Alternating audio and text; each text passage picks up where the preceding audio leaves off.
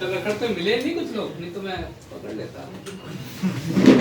मैंने चक्कर तो मारे थे उधर एक दो, मैंने बोला एक आधा आरटी में आ गया तो वैसे भी एक तो आरटी में आने वाला है, मुझे क्यों लग रहा है ऐसे। हेलो अमन, कैसा है? तेरे साइड लो या ना लो? चलो फटाफट लिखो क्वेश्चन, क्या लिखो? एंगल बिटवीन, नहीं topic, angle between two curve. वैसे तो मैंने जस्ट तुमको एक रिमाइंडर डालता हूँ, ये ना इससे पहले अपन ने कहीं पढ़ रखा है टॉपिक, मुझे बता दो, 100 रुपए मिलेगा। ये टॉपिक कहाँ पढ़ा? जेई में।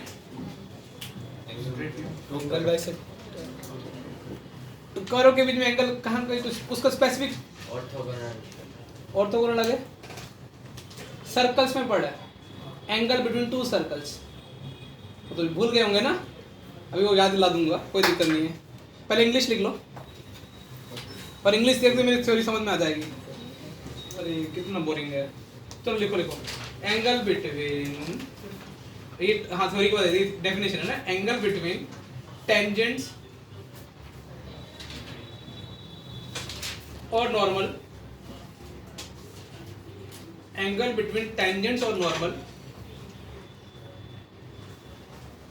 To T over two curve, फिर टू समझ में कौन सा, two curve at a point of intersection. तो यदि मैं कि दो कर्व के बीच में एंगल निकालने के लिए बात कह रहा हूं, इसका मतलब मैं क्या कहना चाह रहा हूं, जहां पे दोनों कर्व भिड़ते हैं वहां पे उनकी टेंजेंट के बीच में एंगल होगा, वो एंगल क्या कहलाएगा? Angle between two curve. ऐसा मत समझो दो कर्व एंगल बना रहे हैं, ऐसा फील करना कि दो कर्व जहां भिड़ रहे हैं वहां पे टेंजेंट के बीच में एंगल क्या होगा? अच्छा तुम जो यदि टेंजेंट के बीच जो एंगल होगा, क्या वो नॉर्मल के बीच में एंगल होगा उनके पॉइंट के बीच में? मेरे क्वेश्चन समझो एक बार, दो पॉइंट कहीं भिड़े, पर वैसे तो सेम होगा, पर दो अल्टरनेट होता है, कैसे कैसे हो जाएगा? तो वर्टिकल हो जाएगा, हॉरिजॉन्टल। यदि वो थीटा है तो मान लो एक कोई कर्व भिड़ा यहाँ पे भिड़ा, यहाँ पे इन दोनों की टेंजेंट ये वाला पी पॉइंट में भिड़े, पी पॉइंट में एक टेंजेंट ये आ गई, दूसरी टेंजेंट ये टेंजेंट बना दी मेरे ड्राइंग बहुत बेकार है ना। तो ये जो एंगल है, अब मुझे पी पॉइंट, ये जो टेंजेंट के बीच में एंगल है ना, PT1 टेंजेंट और PT2 टेंजेंट है। अब मुझे जब इन ये पी पॉइंट में नॉर्मल ड्रॉ करता तो सेम आएगा, 180 माइनस थीटा होगा, वो थीटा बन जाएगा। वो दूसरा वाला है ना, सेम आएगा, 180 आएगा, मतलब 180 माइनस थीटा उसका थीटा बन जाएगा, तो थीटा उसका वो बन जाएगा, मतलब सेम ही होगा, दोनों के बीच में सेम एंगल आएगा। अब एक्चुअली मैं क्या कहना चाह रहा हूँ, ये नॉर्मल वाला वर्ड मैंने क्यों लिखवाया है, क्योंकि जब मैंने तुमको पढ़ाया ना एंगल बिटवीन टू सर्कल्स, ये तुम्हारे पुराने पाप दो रहा हूँ, इसको पाप का यहाँ कोई लेना देना नहीं है। तुम बोलते हो ना कि सर कोऑर्डिनेट की विधि नहीं कराते, अभी हो रही है, सुन लेना। यदि मैंने बोला दो सर्कल के बीच में एंगल निकालो, अच्छा दूसरा सर्कल अब सर लिखेंगे नहीं, दूसरा सर्कल सर क्या मानेंगे? 2G2 2F2 और क्या? यदि तुम्हें डेफिनेशन याद रही ना तो तुम्हें फट से तुम पता है मुझे क्या बोलोगे कि तुमने बोला सर सर्कल के केस में ना आप बहुत लकी हो, ये वाला एंगल निकाला ना, तो तुम्हारे सर के टेंजेंट के बीच में एंगल नहीं निकालेंगे सर्कल के केस में, नॉर्मल के केस में निकाल लेंगे। क्यों फायदा है? क्योंकि सर को पता है कि जो नॉर्मल है ना वो कहां से पास होता है, हालांकि वो 180 माइनस थीटा हो जाएगा। यदि टेंजेंट के बीच में एंगल थीटा है तो नॉर्मल के बीच में एंगल कितना हो जाएगा? 180 माइनस। तो आई थिंक ये नॉर्मल C1 ले लिया, कितना ले लिया? C2। मेरी बात सुनना, ये बहुत इंटरेस्टिंग टॉपिक है सर्कल का। और ये कितना? -G1, F1, ये वाला एंगल निकालना, दो नॉर्मल के बीच में एंगल, ठीक है। तो कोस, अब तुमने बोला सर इसमें क्या बड़ी बात है, और ये रेडियस R1 है, रेडियस नहीं है, तो तुमने पता क्या लगाया है? कोसाइन फॉर्मूला अलग होता है, ये कोसाइन रूल लगा दिया। कोसाइन रूल क्या होता है? जो एंगल निकालने R1² प्लस R2² माइनस सामने वाले साइड का स्क्वायर, अपॉन में कितना? ये होगा ना, ये होता है हाँ, ना ये कोसाइन तो फॉर्म का layer ये होता ये है। होता है। अरे b square plus c square minus a square upon 2bc, BC ये फिजिक्स में बहुत यूज होता है। अरे रिजल्टेंट वेक्टर वाला ही होता है ना, r स्क्वायर इक्वल टू, अब तुमने बोला सर कुछ समझ में नहीं आया, लेकिन मैं तुमको एक दो डायलॉग मार रहा हूँ। पहला एंगल बिटवीन टू सर्कल की खास बात पता है क्या है? इसमें अपने को मिड पॉइंट निकालने की जरूरत ही नहीं पड़ी। अभी थ्योरी मैंने क्या लिखाई थी? Point of intersection. यहाँ पे अपने को जरूरत ही नहीं पड़ी, क्योंकि अपने मुझे पता लगा कि नॉर्मल वाले कहाँ से पास होते हैं? सेंटर से। तो ये r1 r2 हो गया, ये थीटा। लेकिन जो जेई मेंस या एडवांस की जो एंगल बिटवीन सर्कल में ज्यादा इंटरेस्ट नहीं रखता, वो क्या टॉपिक में main angle sorry orthogonality of to circles. तो ये ऑर्थोगोनल होंगे तो दो सर्कल में एंगल थीटा की वैल्यू कितनी आ जाएगी? cos 90 लगा, r1 square plus r2 square r1 plus r2 square equal to कितना? c1 c2 square. ये भी तुमको याद नहीं रखवाया था मैंने। r1 स्क्वायर सोचो क्या था? अरे इसका g1 square plus f1 square minus c1। अच्छा अंडर रूट पे होती ना वो तो g2 स्क्वायर प्लस कितना? और c1 c2 इन distance formula, g2 minus g1 लगा दो और क्या लगा दो? f2 माइनस, आई थिंक तुमने करता हुआ नजर दिखा तुमको, है ना? G1 2g1 g2 plus 2 f1 f2 is equal to क्या आ गया? c1 plus c2 minus 1। ये कंडीशन तुमने मैंने रटवाई थी सर्कल के केस में। If two circles are said to be orthogonal then 2g1 g2 plus 2 f1 f2 is equal to क्या? तो एक्चुअली ये बस सर्कल का टॉपिक फटाफट रिवाइज हो गया। हालांकि नोट करना नहीं है, ये सर्कल के नोट्स में एज इट इज मिलेगा। मतलब सर्कल के केस में आप बच जाते हैं टेंजेंट, अदरवाइज क्या होता? कितना टफ पड़ता। पहले दो गंदे गंदे सर्कल दे रखे होंगे तो उनके इंटरसेक्टिंग पॉइंट निकालना भी इजी काम नहीं है, क्योंकि 2 डिग्री की इक्वेशन है ना, x square plus y square plus, फिर तुम मान लो निकाल भी लिया, फिर तुम उनके टेंजेंट के बीच में एंगल निकालोगे, उस पॉइंट पे टेंजेंट निकालोगे, फिर टेंजेंट लगाओगे m1 माइनस m2 अपन में क्या लगाओगे? 1 प्लस m1। तो इसलिए सर्कल के केस में तुम हमेशा कोसाइन फॉर्मूला यूज करो, और क्योंकि अपने को और विदाउट यूजिंग मतलब मिड पॉइंट निकाले बिना ही आंसर आ गया। डन। अब अपन स्टोरी पे आते हैं बैक टू। अब अपने को यहाँ पे क्या होगा? वहां पे तो अपन दो सर्कल के बीच में पढ़ा एंगल। अब क्या होगा? कोई भी दो रैंडम कर्व दे रखे होंगे, उनके बीच में एंगल निकालने की बात चल रही है। तुम क्या बोलोगे? सर पहले हम मिड पॉइंट निकाल लेंगे, फिर वो जहाँ पे भिड़ते हैं वहां पे दोनों की टेंजेंट निकाल लेंगे। टेंजेंट इजी पर 9 पे टेंजेंट निकाल लेंगे, नॉर्मल तो और भी गंदा पड़ेगा। फिर भी ध्यान रखने का, तो मान लो ये पी पॉइंट पे तुमने ये दो कर्व कहाँ पे भिड़ रहे? कर्व 1 और कर्व 2 कहाँ पे भिड़ रहे? P पे। तो P मान लो ले लिया x1 कॉमा क्या ले लिया? तो तुम क्या करोगे? x1 y1 पे पहले की टेंजेंट स्लोप निकालोगे dy/dx करके, और दूसरे भी निकालोगे। फिर दोनों के एंगल कैसे निकाल दोगे? tan थीटा इक्वल टू क्या निकाल दोगे? m1 minus m2। Generally acute angle दिया तो इसलिए मोड लगा दिया। समझ में आ रहा है? Yes sir. तो ये एंगल निकालने का चमका। ये थोड़ी बस इतना लिख लो क्या, और ऊपर डेफिनेशन लिख ली है, फिर भी पेज भर लो। तुम्हारे जूनियर क्या देखेंगे नोट्स में? सर ने कुछ लिखाया नहीं। और पीयूष मैंने सोचा थे अच्छे नंबर आएंगे इस बार, तो कॉपी खाली थी, बहुत कम अटेम्प्ट थे। नेगेटिव ज्यादा हो गए, फिर कोई जाने वाली बीमारी लग गई। टेस्ट सीरीज का तुम्हें प्लानर मिल गया ना अभी? हां सर। हाँ कौन सा? अभी कॉनिक सेक्शन का टेस्ट रखना है ना? तुम तो वैसे भी वो मैथन को तो लगा ही रहे हो। तुम्हारे घर वाले आज मैं बात करूंगा तो बोलेंगे हम रो लेते इतना मेहनत करते हैं। ऐसे ही बोलने वाले हैं ना कि बस बेटा बस, इतनी मेहनत देखी नहीं जा रही है। इधर ऐसे आंसर आएगा ना, इसका एप्लीकेशन आएगा, हम रोते हैं कि बेटा पढ़ ले।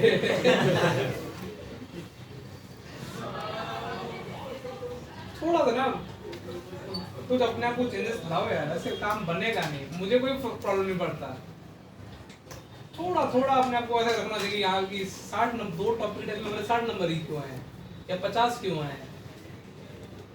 इतना गिल्ट तो होना चाहिए।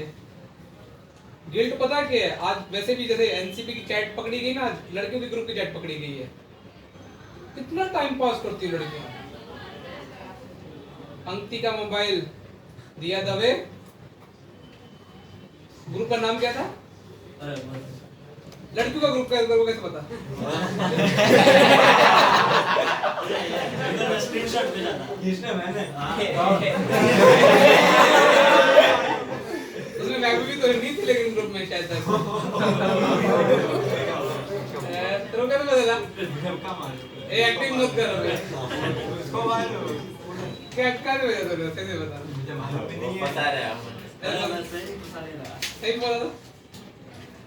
अमन झूठ नहीं बोलता बेटा। वो ऐसा, मुझे मालूम है ना कितना झूठ बोलता है। किसने भेजा था? अब मुझे नहीं मालूम। तुम क्या ग्रुप का नाम क्या तुम्हारे? अमन ने बोला था ना, आपने बोला था। नहीं बताऊंगा अरे कितनी मेहनत करते रहे लोग पढ़ाई के लिए, मैंने आजकल देख लिया। एक ग्रुप की चैट पकड़ में आई अभी तो। आगे हेडिंग डालो, पहले हेडिंग डाल दो तो थोड़े फटाफट खत्म। ऑर्थोगोनैलिटी ऑफ टू कर्व, मतलब एंगल की तरफ। ऑर्थोगोनैलिटी ऑफ टू कर्व ना।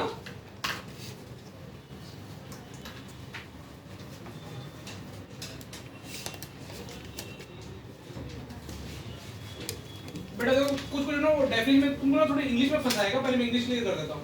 वो कभी कभार बोलेगा ऑर्थोगोनल कर्व, इसका मीनिंग क्या है मैं पहले चला देता हूँ। ऑर्थोगोनल कर्व का मतलब क्या है?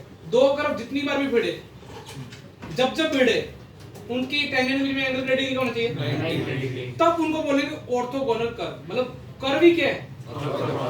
लेकिन मान लो कि दो कर्व तीन जगह भिड़े, पी क्यू आर पे, और पी क्यू आर पे तो 90 डिग्री एंगल बना दिया और आर पे 90 डिग्री नहीं बनाया, तो वो ऑर्थोगोनल कर्व नहीं होंगे। लेकिन पी और क्यू पे क्या होंगे? डेफिनेशन समझ में आ रही है क्या मैं क्या कहना चाह रहा हूँ? तो अब अपनी देखो ये ऐसा है, अरे अच्छा सा बनाता हूँ डीएनए आरएनए जैसे स्ट्रक्चर, ठीक है। अब मान लो यहाँ पे टेंजेंट किया, यहाँ पे एंगल कितने डिग्री आ गया, यहाँ पे भी कितने बार आ गया, और तुम्हारा भाई तो डीएनए आरएनए से बनाना चाहिए था, और यहाँ पे भी कितने डिग्री का आ गया। जब सबके बीच में 90 डिग्री आ गया तो कर्व का नाम क्या बोल देंगे? मान लो ये 90 डिग्री पी पे आ गया और क्यू पे 90 डिग्री आ गया, लेकिन आर पे क्या है? 30। कुछ भी theta 6 theta not equal to 90 degree, ठीक है। अब यहाँ तक क्लियर है? तो अब ये जो कर्व होगा ना पी और क्यू पे, तो हम बोलेंगे कि ऑर्थोगोनल है, लेकिन आर पे ऑर्थोगोनल नहीं। लेकिन इसका मतलब इसका ये डेफिनेशन बोलेंगे ऑर्थोगोनल कर्व, ये बोलेंगे curve are orthogonal at P and Q. तो कभी कभार वो फंस जाओगे, तो वो बोलेगा कभी तो मैंने देखा बिट्स प्लान में क्या रखा है, कर्व आर ऑर्थोगोनल, और तुम दो पे फटाफट देखोगे स्लोप 90 डिग्री आया है, एक पे नहीं दिया होगा तो तुम टिक करके आ जाओगे। तो ये बिट्स प्लान ही क्या ऐसे हरकतें होती है एग्जाम में, छोटे मोटे एग्जाम की ज्यादातर ऐसे इंग्लिश में घुमाएगा तुमको। तो अभी क्या लिखे पहले? ऑर्थोगोनल कर्व, इंग्लिश क्या लिखोगे? All points where the angle between tangents is 90 degree at all points of intersection. हाँ बस, वेरी गुड। छोटी इंग्लिश है, बोलते एक बार रिपीट करते हैं। सही में? हाँ, इससे अच्छी इंग्लिश क्या हो सकती है जो छोटी लाइन में हो? Angle between tangents is 90 degree at all points of intersection. Between All given curve ना, between these. तो कर्व भिड़ते ही नहीं है, फिर मत बोलना। तो वो तो ऑर्थोगोनल कर्व्स नहीं है। हाँ हुए कि नहीं हुए? नहीं हुए बेवकूफ। अरे जब बच्चे पैदा नहीं मामा क्या लगा नाम तो भी गिनना होता है। चार चौके है बैटरी, ऐसा क्या लग रहा है? मैंने बहुत जनों की कॉपी खुद से चेक की यार, पर मुझे थोड़ा लगा कि तुम मेरी तरह एक्साइटेड नहीं होते। तेरे कितने आए? 30 40 51। तेरे 52। सबके 50 की लाइन में बहुत आए हैं। प्रशांत कितने आए हैं? हैं 35। इसका मतलब कुछ तो गड़बड़ हुई है पेपर में। कितने तुम्हारे? 48, 46, 51। हर्ष 51, 51। 51 7 वाला पड़ेगा। 7 बीच हो गया? ये आता है। ये आता है। वो 7 जाएगा। तो 50 है, तो मेरे 56 तो 50। 7 में है क्या? तूने ट्राई किया क्या? यही है पक्का। क्वेश्चन सर वो फिर आंसर कौन सा क्वेश्चन है मुझे बोलो ना। वो लैम्डा वाला था। अरे क्वेश्चन मुझे ऐसे याद नहीं है। वो upon tan plus theta plus sec to theta नीचे हाँ। ना। A theta upon sec square theta.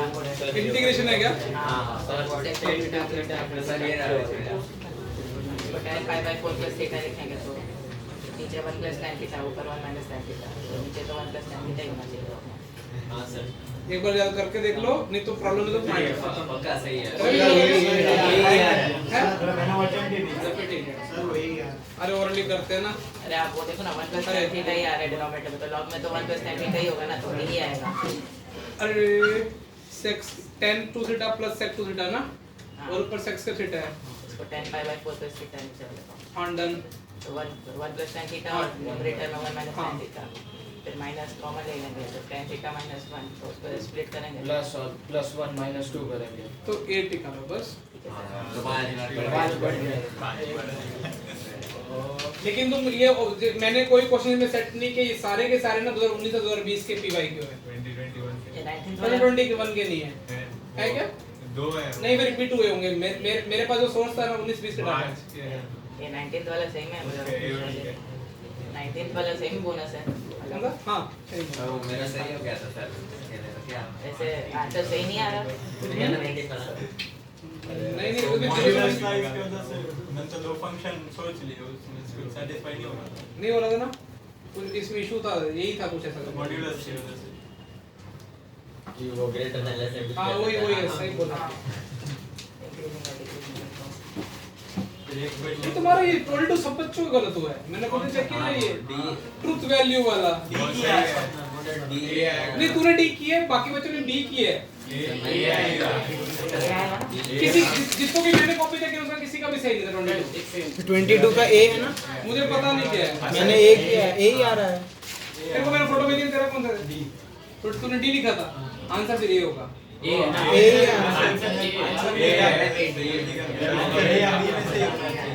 Answer वैसे ए ही है. तो 8 ट्रुथ वैल्यूज बना के देख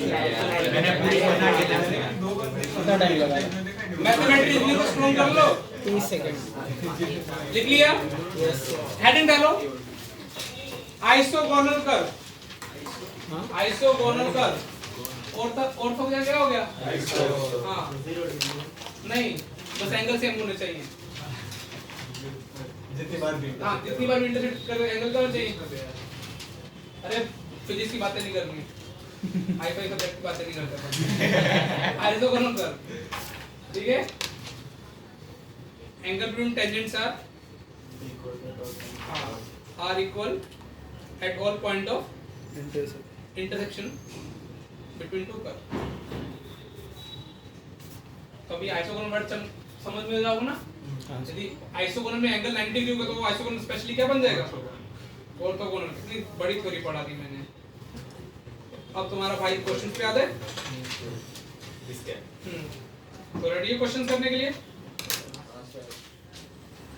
पहला है 20 रुपए का सवाल, मतलब बहुत हल्का सवाल होगा टॉपिक क्लियरिटी के लिए. फाइंड.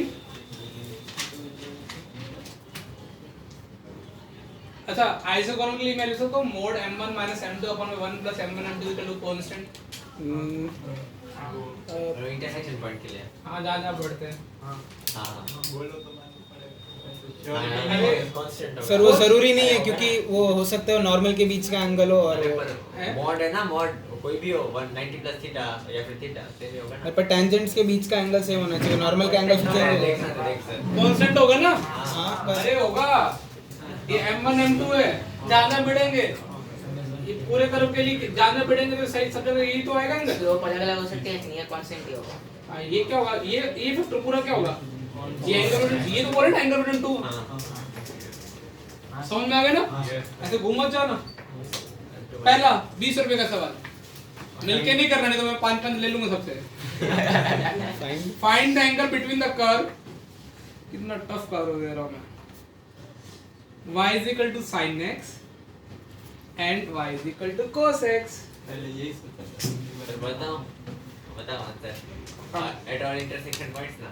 हाँ लेकिन तूने गलत बता दिया, तेरे में डैश डैश कर दूंगा. सर बताओ सही. हाँ fill in the blanks that dash. हाँ कितना बेटा बोल.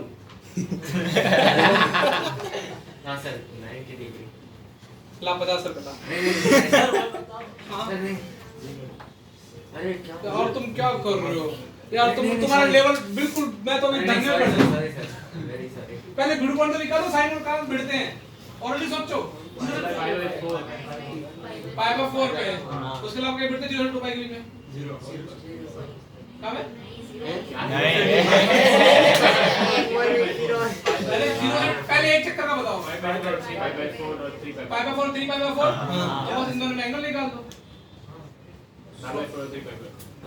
तुम्हारा लेवल यार इतना डाउन कैसे हो गया? मैं इतना बेकार पढ़ा रहा हूँ आजकल। तुम्हारा ना अभी पता है सरकारी स्कूल के बच्चे होते हैं ना, वो जो जिनका टीचर क्लास में कभी घुसता नहीं है, उनसे बुरा हाल हो गया। अरे दोनों बिडू पॉइंट निकालो, ये बोर्ड में भी हो चुका है ये तो। सालों 20 रुपए का नहीं, तुम 500 रुपए का तब भी नहीं होता। ये 90 डिग्री वाला तुक्के मारने वाला कौन था? सर अरे सर मैंने ग्राफ गलत बना लिया था। tan inverse 2 root 2 है। सही है। अभी कौन चूज ना? अरे मैंने भी निकाला है, देख ले रहा हूँ यार। 10 रुपए दे दो बस। नहीं उसको ओके कॉन्फिडेंस नहीं था उस आंसर सही हो। ये कितना हुआ 1/√2 1 देखो कहां पे पढ़ेंगे 1/, पता है ना 45 पे दोनों वैल्यू सेम होती हैं। अरे एक का डेरिवेटिव कितना हुआ cos x में 45 1/√2 और एक का माइनस sin x हुआ m1 - m2 1 + m1 m2 बीच में माइनस। सही है ना? ये आएगा ना, कोई गलती तो कितने बार माइनस। तुम्हारा भाई क्या कर रहा है 2 ये एलसीएम ले लेगा ऊपर रूट 2 नीचे हाफ आ रहा है तो 2 रूट 2। 2√2 आया। हां एक तो इधर ये तो माइनस आएगा मेरे हिसाब से, ये सेम ही आ रहा है। इधर नीचे मॉड्यूलस मॉड्यूलस ये आंसर आ गया 2√2। अरे कैसे किया मैं बताऊं? y नहीं सर, सही। sin x है, उसका डिवाइडेड किया 2 फिर कहीं वो एक आधे बोलते सर उड़ाते हैं। और मैं चाहता हूं ऐसा नाम ना बने, उड़ाता तो रियल लाइफ में तो हूं। sin x -1/√2 पट करते हैं। अब तो ये डुएबल था। सर क्या कर रहे हैं इसमें? क्या तो डायनेटिक हां कैसे किया मैंने? ऊपर एक ऐसे लिया और एक नीचे से चालू कर दी तो वो देता नहीं होता माइनस। इससे माइनस cos x से माइनस cos x ले लिया। कोई नहीं। अगला क्वेश्चन है 100 रुपए का। बहुत इजी है, लेकिन मुझे सारे एंगल चाहिए, मतलब जितने तुम फाइंड कर सकते हो, ठीक है? और कूल होके करना तो सही आंसर आएगा। ऐसे किसी की एक से आंसर से इन्फ्लुएंस हो गए, वो जो बहुत जल्दी कर दी तो तुम पक्का 100% गलती करोगे। Find angle between two curve 2y² = x³ and y² = 32x।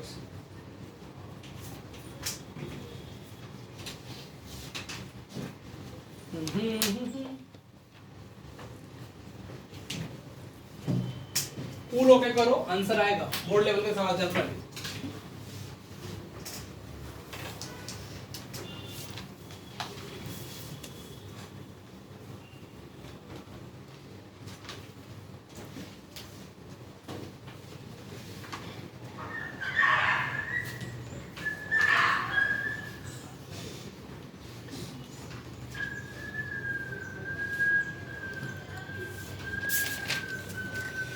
Sound ऐसा तो ट्राई मार रहे हो मैं कर रहा हूं। पैसों के चक्कर में सवाल तो कर लेते हो, ट्राई तो करते हो। और एग्जाम तेरा गलत होता तो 100 रुपए लूंगा। हां गलत बात है, ठीक है ना?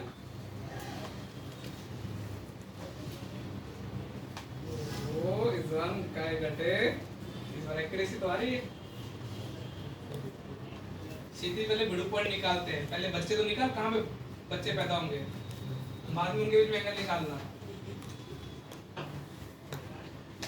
समझ में आया? क्योंकि मिड पॉइंट निकालने से क्या होगा, तुम फटाफट डेरिवेटिव करके वैल्यू भी रख सकते हो मिड पॉइंट पे। मिड पॉइंट निकालने के लिए हम गधा मजदूरी नहीं करते, थोड़ा स्मार्ट दिमाग काम करते हैं। बस पेन चलाए जा रहे नहीं होना चाहिए। मिड पॉइंट तुम ऑलरेडी भी कर सकते हो, y²। हाँ वही कर रहे हैं। निकल क्या कर रही थी ये? पहले मिड पॉइंट निकाल ले, फिर क्या कर डेरिवेटिव ऑलरेडी मन में डेरिवेटिव करके ना तो मिड पॉइंट रख दे, तो m1 m2 ऐसे मिलते जाएंगे। हाँ सर एक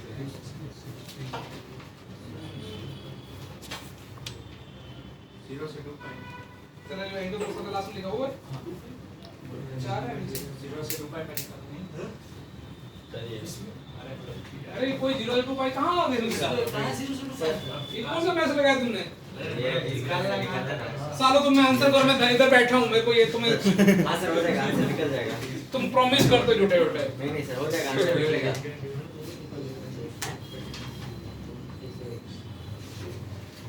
मैं तो इधर ही बैठा हूँ, आज जाऊंगा ही नहीं क्लास हाँ से। सर आज जब तो पूरी क्लास थ्योरी तुमको पढ़ा दी है, 2 पहले वीडियो पता नहीं कितने वीडियो पॉइंट आएंगे, मेरे तो 3 आने चाहिए। हाँ 3 आ गए। सर 2 3 आएंगे, सर के पास बुद्धि है। 3 आ गए सर 2 नहीं यार 3 आएंगे 0,0 सर बोल क्यों रहे? 8,16 और 8 -16 होगा। 8,16 और 8,-16 हाँ अबे एक दोनों बार एक सर -8, -16 और 8,16 ऐसा आ रहा अरे है।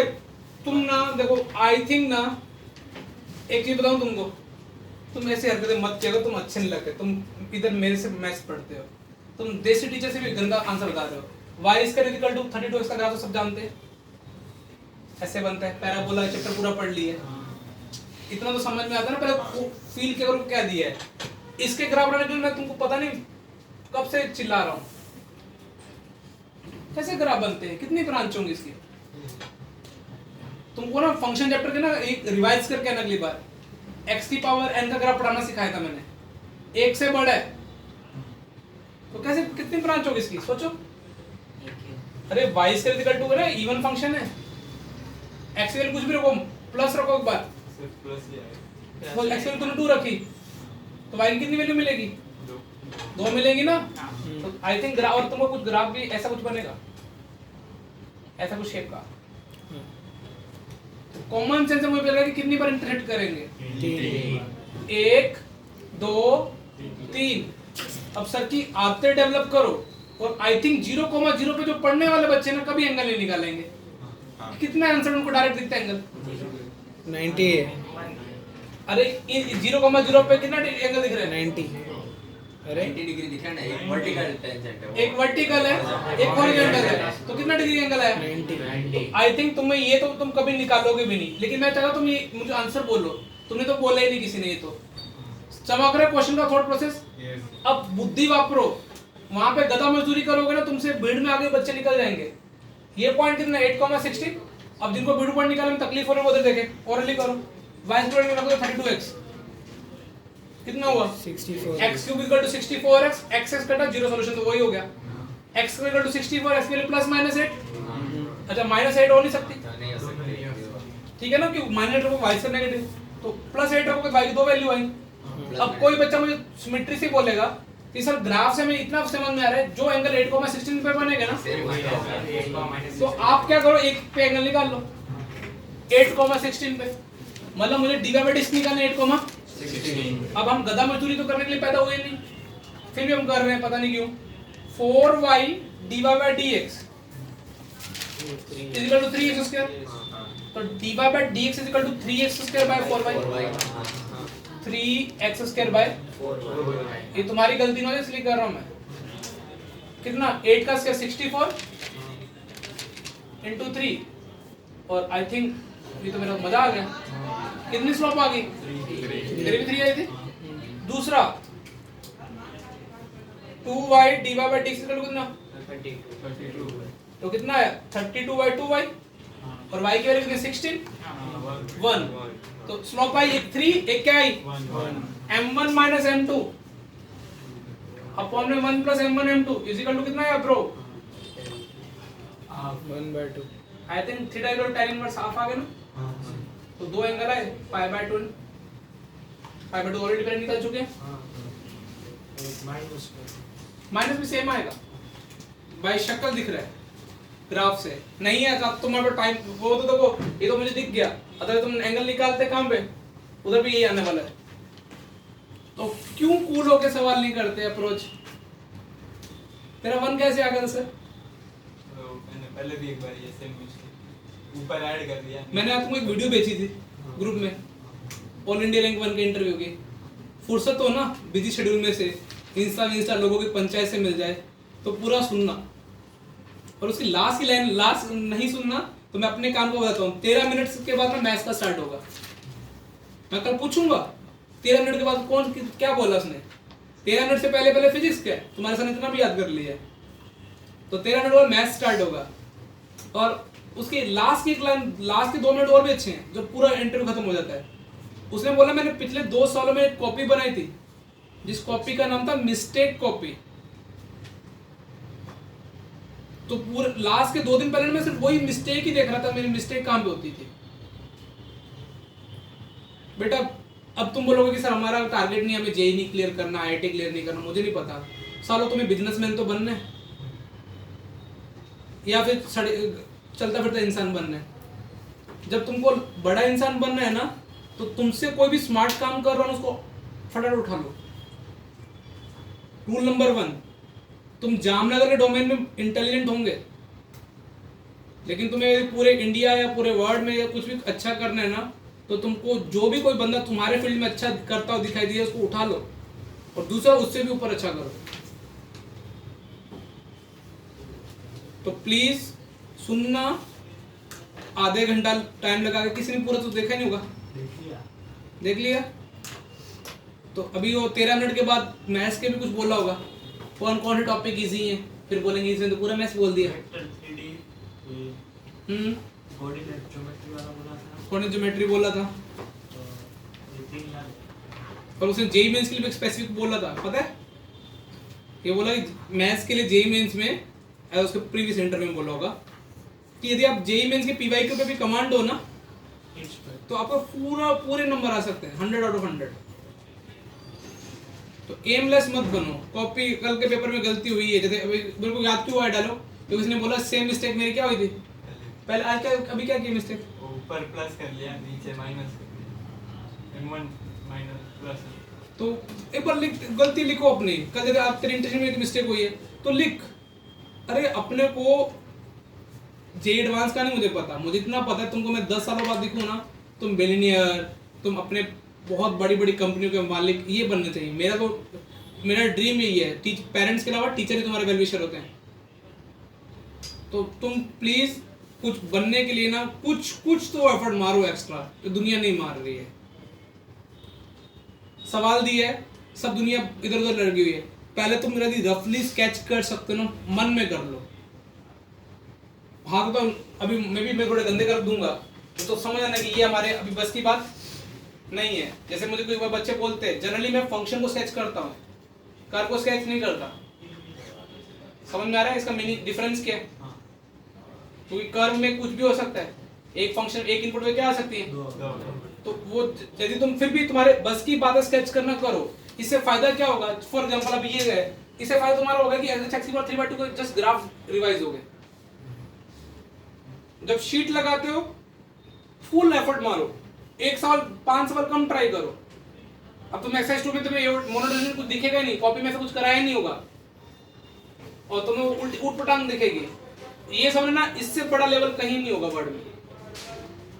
पेपर में कल मोनोटोनी इतनी इजी थी, नो डाउट कुछ 1-2 क्वेश्चन गंदे होंगे। एलएमवीटी पे अभी देखो दो तुम्हारे डाउट कहां पे है?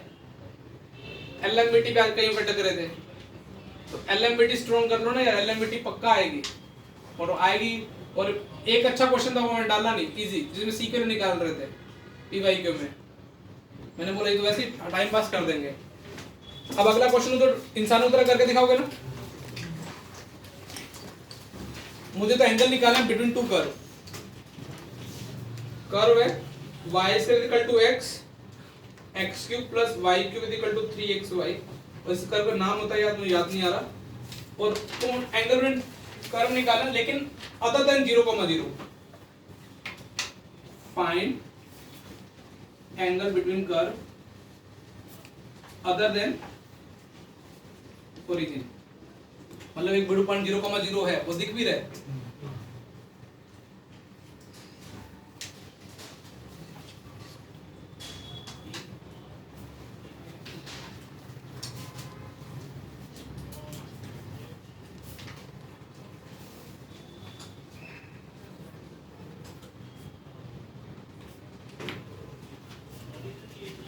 इंटरव्यू पूरा सुना दी जाके।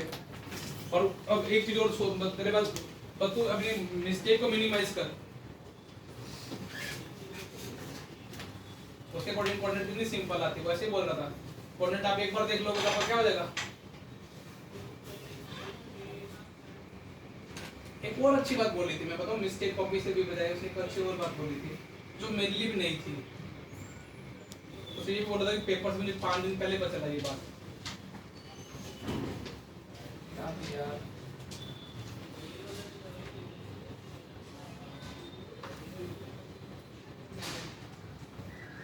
कोई नहीं, कल तक एटलीस्ट इंट्रो तो याद करवा दूंगा मैं। बुक्स के नाम भी सुन लिए थे ना तुमने, मैथ्स के, तो अभी देखो उसको लगाने के लिए शीटें लगानी पड़ेगी। फिर तुम्हारा जेई मेन अच्छा कर दोगे ना तो तुम अपने पास 6 महीने वो बुक्स लगाने को, black book, pink book, yellow book, red book, बिल्कुल निकाल, फूलों के निकाल, नंदन दे रहेंगे बिल्कुल। हाँ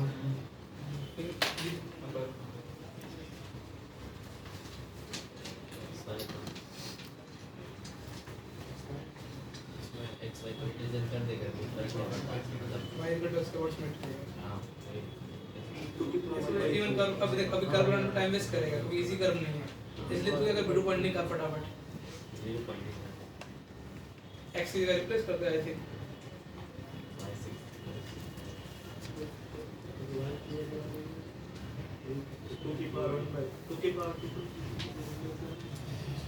सर हो रहा है बस। बिडू पॉइंट कितना है, 2 की पावर 2 की पावर बिडू पॉइंट तो 2/2/3 और 2 की पावर 1/3। तो एंगल निकालो बस। तो कांग्रेचुलेशन करने का टाइम आ गया है, अब चल के बढ़ गए हैं, बच्चा निकालो। अभी देना कहीं उड़ के बस कैलकुलेशन में।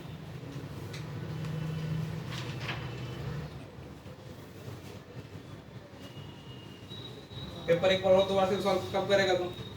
अरे ऐसे किया तो था जो नहीं हुआ था, पूरा नहीं किया था। तुमको डाउट होगा तो पूछ लेना। वो वैसे हो गए? सर वो इंफिनिटी तो अब मैंने तो अच्छा सवाल प्लॉट किया है, बुद्धि इस कैलकुलेशन में तुम्हें बुद्धि भी यूज करनी पड़ेगी।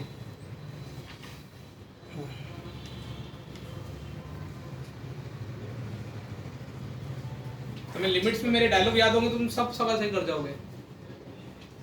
अच्छा m1 माइनस m2 अपन में 1 प्लस m1 m2 बोला था ना, ऐसे कॉमन सेंस से पूछ रहा हूँ, यदि m2 इन्फिनिटी हो तो कॉमन लेके बाहर।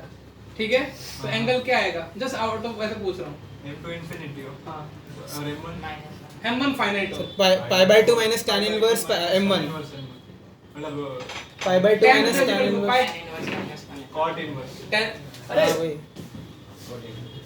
tan थीटा इक्वल टू क्या चल रहा है, -1 by m1 माइनस m2 अपन में क्या चल रहा है, ये होता है ना। मैंने बोला m2 इन्फिनिटी को टेंड कर रहा है, tan inverse -1 by m1 शाबाश। इन्फिनिटी बाय इन्फिनिटी फॉर्म में सर क्या करते हैं, या तो आइस पावर को बाहर निकाल दो, m2 से डिवाइड कर दो। सोच पा रहे हो क्या हो रहा है, या फिर क्या करो, जिनको और भी अच्छा डायलॉग आता है, तो infinity by infinity sir coefficient को देखते हैं, इसका -1, इसका कितना m1, तो एंगल कितना हो जाएगा, tan थीटा इक्वल टू कितना हो जाएगा 1 बाय मोड है, इसलिए क्या हो जाएगा प्लस माइनस जो भी है 2⁻⁴/3 मतलब यहाँ पे हो गया। tan inverse को इस सवाल में ना ये कौन tan इनवर्स 16 की पावर 1 कर दे, ऐसा रहेगा। हाँ 2 की पावर 4 हाँ हाँ सर किन किन का आ गया, तो पर दूसरी स्लोप इनफाइनाइट है इस केस में, अब इनसे नहीं हो रहा, मैं क्या कराऊंगा इसमें, 2 की पावर 4 मैं सिर्फ कैलकुलेशन करना सिखाता हूँ, कौन सी की स्लोप इनफिनिटी है वो निकाल देता हूँ। दूसरा वाला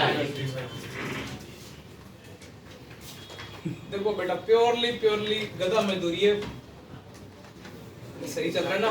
पहले मैं गधा मजदूरी बोल के खुद की कैलकुलेशन गलत कर गया, तुम और हंसोगे। कौन से पॉइंट पे निकालनी है, 2⁻²। ओ ये टैलेंट ये तो ऐसे ही जब सब ऐसे कटता नजर आ रहा है ना, ऐसा कब कटता है, जब m इनफाइनाइट होता है। समझ में आ रहा है, ये क्या कट ये कट हो गया ना, अरे वो वैल्यू तो रखो। हाँ वैल्यू रख के कर। हाँ वैल्यू रख के y डैश कट नहीं रह गया। y डैश कट के इसका मतलब क्या रहा होगा? अदरवाइज तो y डैश आता ना, तो ये तो समझ में आ रहा ना, y डैश इज इनफिनिटी। अरे सही है ना पॉइंट शायद, अरे ये वो y डैश कॉमन लेंगे ना तो उसका कोएफिशिएंट 0 आ जाएगा। 1/2 बस अभी हो गया। वो उल्टा था। अरे समझ जाना तू। ऐसा था ना। नहीं सही है सही है वैसे। अदरवाइज मैं क्या करता हूँ ऑर्डर पेपर में, मन में पता है ऑर्डर पेपर को रिवर्स कैसे करते हैं? y बना लेंगे। नहीं फिर मैं ऐसे बोलता भाई को। अपनी तरफ हो गया ना भी ये सवाल? हाँ, सर। एक क्वेश्चन और करते हैं। ये एग्जाम्पलर से उठाया है क्वेश्चन, ठीक है? इसका मतलब है इतना हाई फाई क्वेश्चन नहीं है। बेटा बोला गया फाइंड द कंडीशन, इंग्लिश लिखो, find the condition for the two curve, for the two curve to intersect orthogonally.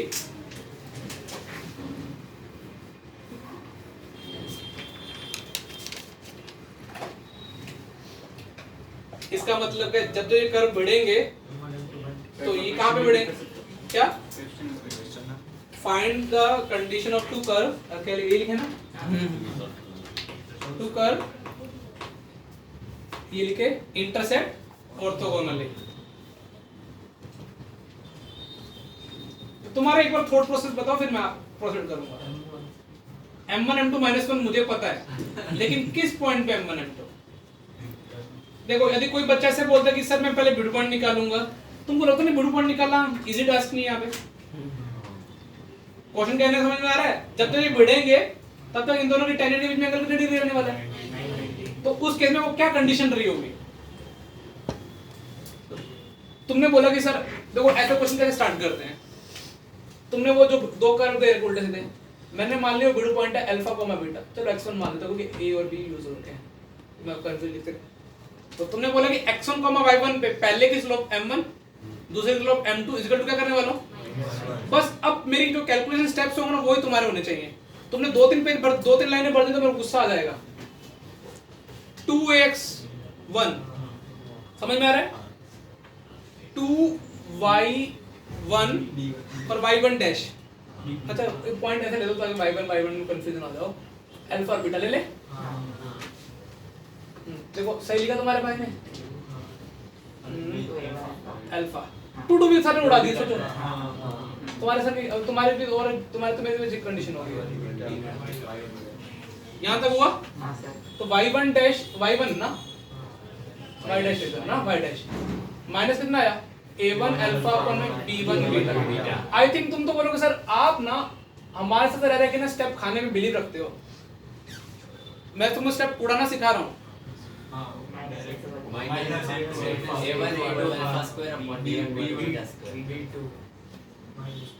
ठीक है, कुछ मिस्टेक तो नहीं?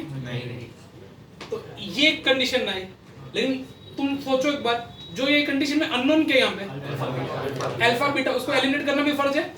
आई थिंक तुमने बोला a1 a2 alpha square plus b1 b2 minus is equal to b1 b2 beta square, ये तुम्हारी condition है। देख ले अरे देख ले, कुछ नहीं चीजें सीखेंगे इस क्वेश्चन में, वो खुद से तो हो जाएगा, खुद से गंदे शीट में गंदे खुद से करने के लिए है।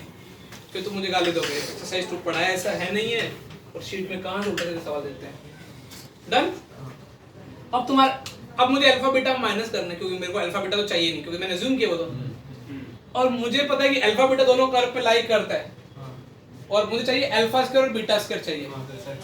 सेटिस्फाई कराऊंगा, लेकिन मैं उसके बाद भी क्या करूंगा? ऑलरेडी सोचो मैंने क्या लिखा, a1 alpha square plus b1 beta square equal to 1, a1 a2 alpha square plus b2 beta square equal to 1। Next step क्या होना चाहिए? अल्फा स्क्वायर एक साइड बीटा स्क्वायर एक साइड, मतलब क्या करूं? प्लस माइनस मतलब माइनस माइनस ना।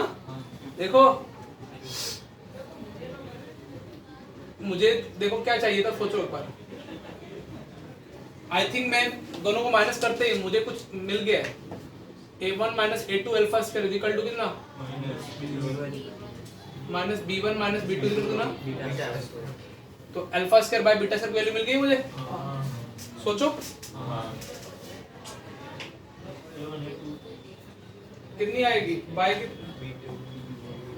B minus b1 b2 minus b1 b2 नहीं उस साइड होगा beta square by alpha minus a2 upon b किधर आएगा, इधर क्या आएगा राइट साइड, जो सर a1 माइनस a2 और इधर क्या आएगा तो माइनस कट जाएगा, माइनस कट गया ना वो वाला हाँ, ये और ये कितना आएगा b1 माइनस है ना सर ऊपर b1 minus b2 sorry b1 minus b2 तो अभी हो गया b1 माइनस b2 अपॉन में कितना b1 b2 थोड़ा प्रोफेशनल लगे a1 माइनस a2 अपॉन में क्या तो ऑप्शन में ना जे 1 बाय b2 माइनस क्या 1 bye b1 1 bye a2 minus कितना, ये डिजायर्ड कंडीशन आई दो कर वो क्वेश्चन में इंटरेस्ट करने की।